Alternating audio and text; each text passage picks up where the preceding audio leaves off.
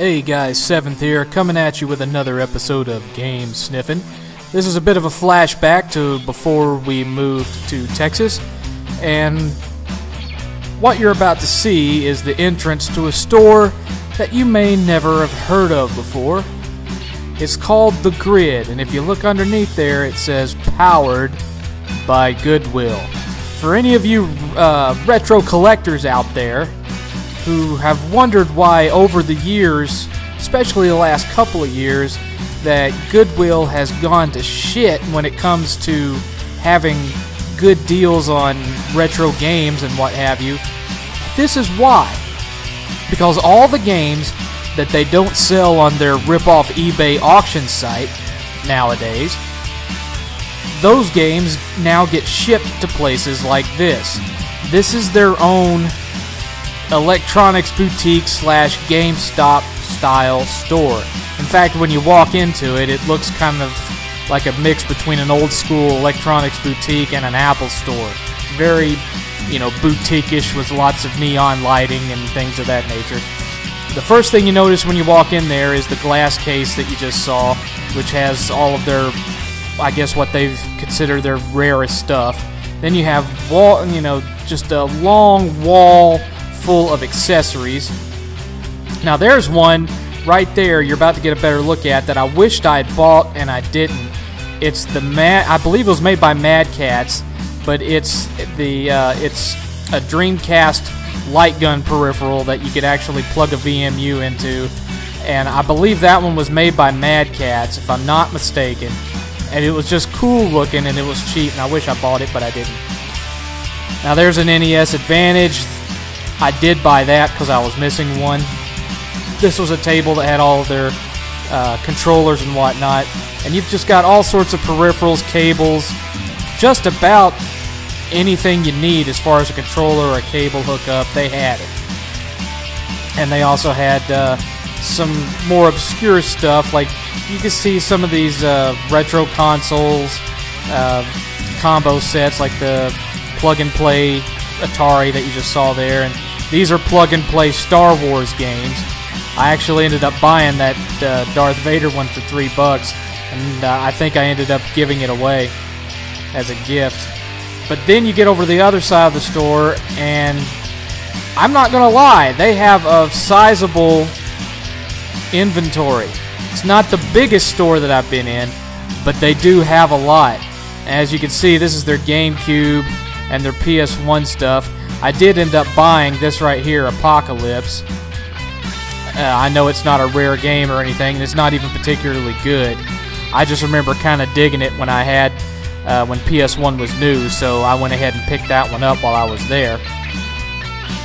But normally, you would expect to see a bunch of sports games and general garbage, but there was actually some really good games in there. Nothing on the rare scale, but stuff that I wouldn't mind at all having in my library now. Not the usual kind of filler that you're liable to see elsewhere. Now, when you got to the PS3 section, yeah, you had a whole bunch of sports, Madden and MLB and whatnot. But let me tell you, their original Xbox and their Xbox 360 section was pretty huge, which you'll get a little taste of it here. That's all 360 games and some other stuff, and there are some 360 games that you just look past. And then the original Xbox, and then you've got Game Gear, original Game Boy, a whole pile of PSP, and then you had this little shelf that had a bunch of boxed games of no particular console order. And I actually found something here that I started to buy, but I didn't get it, and that was a boxed complete copy of one of my favorite Atari games, Phoenix. I love that game. I've loved it since I was little. I have it, but my copy is crappy. Now look at there. That is a boxed complete Sega Saturn. You don't really see those that often, and they were only asking $80 for it. Box complete, had the manuals, everything in it. And I wish now, looking back, that I'd bought it even though I already had a Saturn, but I didn't, so oh well. Here you see they had plenty of Genesis stuff, They had Nintendo 64. They had a whole stack of Atari carts, and the Atari carts were 99 cents a piece. So let me tell you, I racked up that day. I bought every Atari 2600 game they had that I didn't already own. And I walked out of there with just a pile of 2600 games. I didn't buy much of anything else that day. Aids really wanted that Sonic for Game Gear, so I picked that up for him. But I racked up when it came to the 2600 stuff. So this ought to give you an idea for those of you who've been walking into Goodwills and saying, God, this just isn't as good as it used to be. Well, now you know why. Look at this. $50 for original NESs. You could go to Gamers Alley in Charlotte and buy them for $30. Now you see that? Look at that massive wall of Wii stuff, right? Most of it is crap because, of course, the majority of the Wii's library was shovelware. Yes, it has a lot of great classics, but the classics did not make up the bulk of that system's library, and it shows on those shelves. Now, of course, you had some Super Nintendo stuff here, and this is just to show you right there, 99 cents a piece.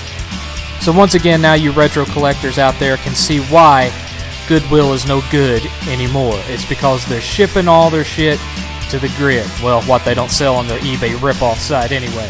So until next time, this is 7th, and I think I'll leave you with a couple of seconds of 8th trying to look cool during the March wind. See y'all later, guys. Have a good night.